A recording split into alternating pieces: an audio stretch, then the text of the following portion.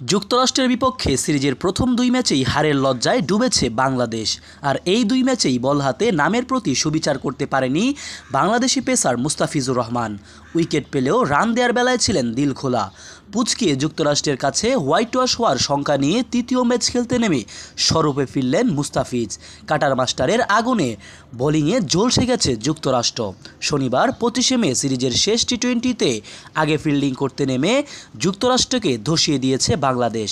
মুস্তাফিজুর রহমানের ক্যারিয়ার সেরা বোলিংয়ে যুক্তরাষ্ট্র মাত্র 104 রানে থেমেছে। 4 ওভার বল করে মাত্র 9 রান দিয়ে 6 উইকেট নিয়েছে বাংলাদেশের কাটার মাস্টার। আগের দুই ম্যাচে 4 উইকেট শিকার করলেও যুক্তরাষ্ট্রের রানের চাকায় সেভাবে লাগাম দিতে পারেনি মুস্তাফিজ। বাংলাদেশও হেরেছে লজ্জাজনকভাবে। প্রথম টেস্ট খেলুড়ে দেশ বাংলাদেশ, যারা যুক্তরাষ্ট্রের কাছে সিরিজ হারের লজ্জায় পড়েছে। তৃতীয় ম্যাচের আগে বাংলাদেশ আছে হোয়াইট ওয়াশ হওয়ার শঙ্কা। তবে এদিন আগে ফিল্ডিং করতে নামা বাংলাদেশ ভিন্ন রূপে আবির্ভূত হয়েছে।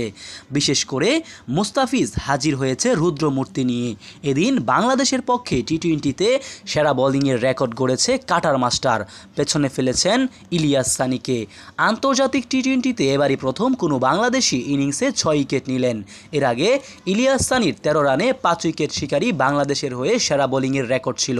2012 সালে বেলফাস্টে স্বাগতিক আয়ারল্যান্ডের বিপক্ষে এই কীর্তি গড়েছিলেন এই বাঁহাতি স্পিনার। মুস্তাফিজ ও ইলিয়াস সানি ছাড়াও আরও 2 বাংলাদেশি টি-20তে 5 উইকেট শিকার করেছেন।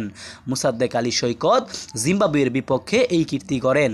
সাকিব আল হাসান জিম্বাবু ও আয়ারল্যান্ডের বিপক্ষে 5 উইকেট শিকারের কীর্তি দেখিয়েছেন। মুস্তাফিজও এবার নিয়ে দ্বিতীয়বারের মতো এই কীর্তি গড়েছেন। এর আগে 2016 সালে ইডেন গার্ডেন্সে নিউজিল্যান্ডের বিপক্ষে 5 উইকেট শিকার করেছিলেন মুস্তাফিজের আজকের বোলিংটি আন্তর্জাতিক টি-20 ক্রিকেটের ইতিহাসের 7ম সেরা। টি-20তে সেরা বোলিংয়ের রেকর্ডটি সিরাজুল ইদ্রুসের দখলে। মালয়েশিয়ার এই বোলার গত বছর চীনের বিপক্ষে মাত্র 8 রানে 7 উইকেট শিকার করেছিলেন। টেস্ট খেলুড়ে দলগুলোর মধ্যে সেরা বোলিং ফিগারের মালিক ভারতের দীপক চাহার।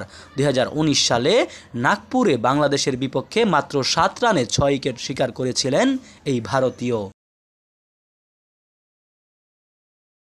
মোহাম্মদ সায়েম সরকার, নিউজ বাংলাদেশ 64।